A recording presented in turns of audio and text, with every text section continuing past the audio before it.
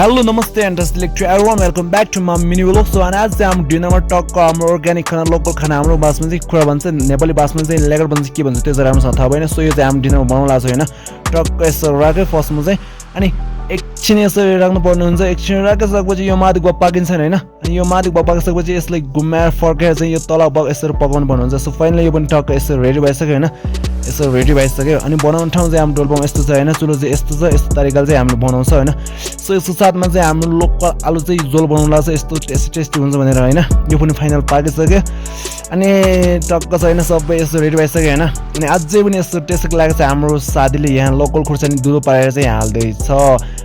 टक्क यसो राम्रो खाना आइसक्यो होइन। हाम्रो डिनर आइसकेपछि हाम्रो साथीहरू सबैले यस्तो तरिकाले चाहिँ हामीले दिए अनि यिनीहरू पनि एकदमै मन पराउनु भयो होइन। मिठो तरिकाले चाहिँ यसरी खाँदैछ होइन।